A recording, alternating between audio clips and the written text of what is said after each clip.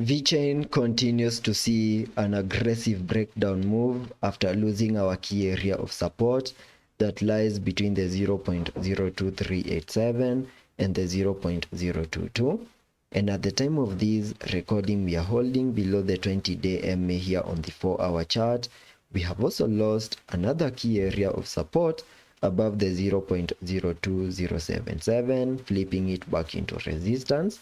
And on today's video, I will be discussing the next key areas of support that we need to continue holding, an alternative additive structure that I have here on the charts, and above all, discuss a key area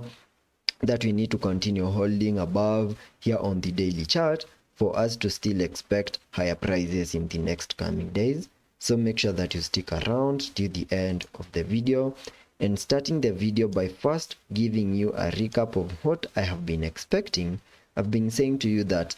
from the lows that we made on the 6th of September, we started a very nice bounce to the upside where we first picked in this 1-2 setup. Then we continued to obey the additive structures and we picked in an additive count 1. So a bit of a breakdown move in an additive count 2 into the minimum target areas highlighted on the charts using this target area, an area that we have now fully maximized. And you can see that at the time of this recording, we have now seen a break to the lower side of this target area, and that means that we have started to lose significant key areas of support in a move that has also given us an invalidation of this additive structure that I have here on the charts. And that means that today I will be giving you the alternative scenario, and the alternative scenario is that from the highs that we made on the 27th of September, we have been seeing a bit of a breakdown move, obeying the additive structures in a move that we can term as a wave A, to the lows that we made on the 10th of October. Then we started a bit of a short-term bounce over here that peaked on the 20th of October in an additive count 2. And whatever is playing out at the moment is an impulsive movement to the lower side in a wave 3. Then we can expect a wave 4 and then continue pushing even lower in an additive count 5. And the minimum target areas for these additive count 3 can be given by connecting the Fibonacci's, the trend-based Fibonacci from the high of that wave 1 to the low of the wave 1, then dragging the fibs to the high of this wave 2, giving me the first target area at the fib ratios 1:1, and that lies above the $0.019, which is an area that we can fully maximize in the next coming hours and start a bit of a short-term bounce in a wave 4, then continue seeing lower prices in an additive count 5, completing that 5-wave structure to the lower side. We also need to have in mind that in case we fully maximize the fib ratios 1:1, and maybe we still have that bearish momentum to continue pushing even lower, there's a chance that we can easily maximize the fib level 1.618 that lies above the 0.01544 before we can finally see a bit of a short-term bounce in a wave 4 and then continue pushing lower in an additive count 5. That is the alternative scenario that we need to have in mind. We also need to have in mind that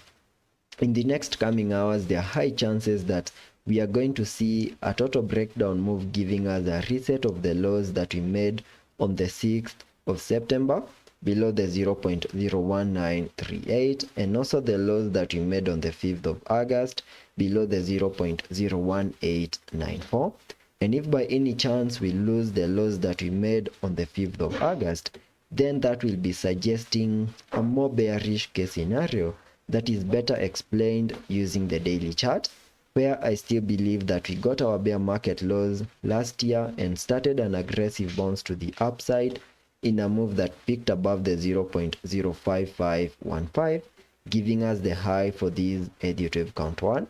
Then we started a bit of a breakdown move in an additive count 2 into the minimum target areas highlighted on the charts using this blue target area,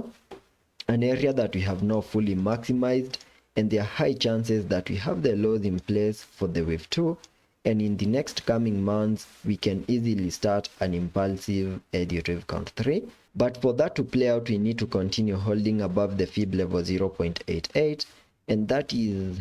on the Fibonacci, and that lies above the 0.01833, and that means that in case we get a reset of the lows that we made on the 5th of August, we need to see an instant bounce. But on losing the fib level 0.88, then that will be increasing the likelihood that we are going to see a total breakdown move, giving us a reset of the bear market lows that we made last year below the 0.01331 in the next coming days. Maybe, and then maybe from that point we can start another bounce to the upside that maybe could possibly take us to new all-time highs in this bull market. So that is all I'm expecting on the short term and also on the long term, and let's be patient and see how that plays out,